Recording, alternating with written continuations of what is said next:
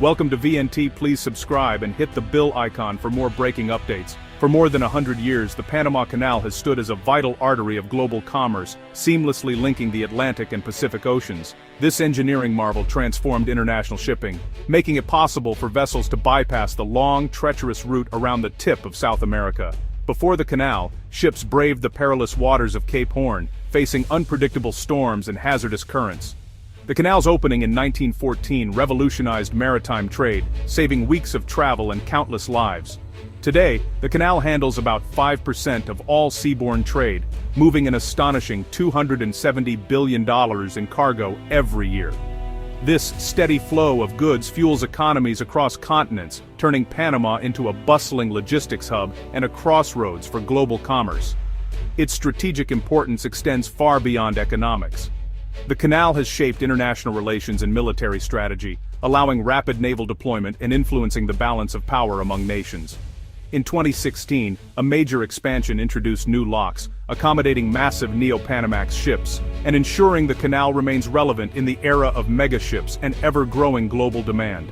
Yet, despite its enduring legacy and technological upgrades, the canal now faces a formidable new threat: a growing scarcity of fresh water, essential for its operation.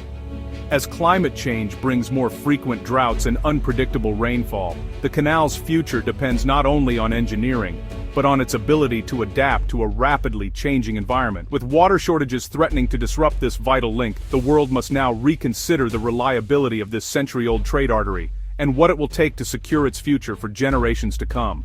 The Panama Canal's lock system depends on millions of gallons of fresh water for every ship that passes, but a historic drought in 2023-2024, worsened by El Niño, brought Gatun Lake to record lows, forcing drastic water conservation. Daily ship transits were slashed, creating massive backlogs and a 29% drop in crossings, disrupting global supply chains and driving up costs. Ships face new weight restrictions, further reducing efficiency and profit. Some companies rerouted around South America or shifted cargo to U.S. rail, highlighting the canal's vulnerability.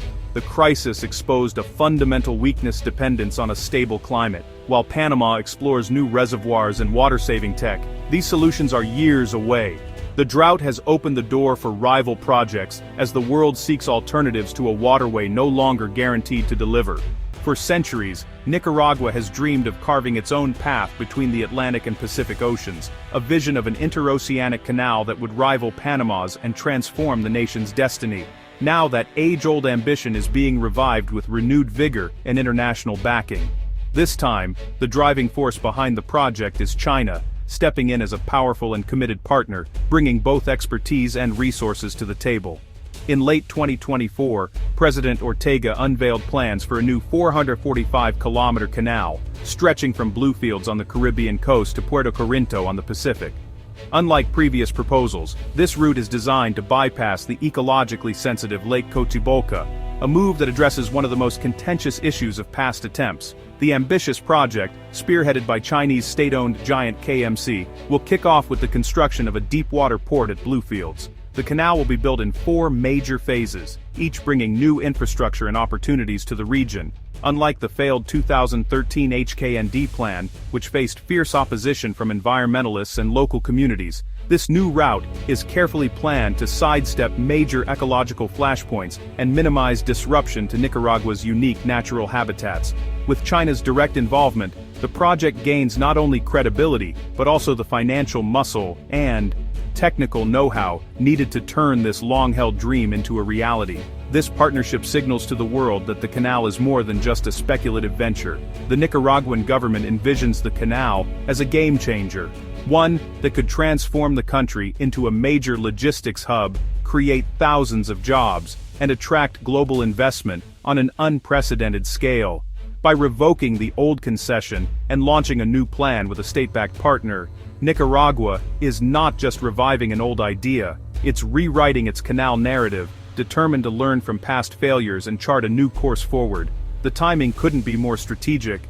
As Panama's canal faces mounting challenges from drought and congestion, Nicaragua is positioning itself as the next great maritime shortcut, ready to capture a share of global shipping traffic.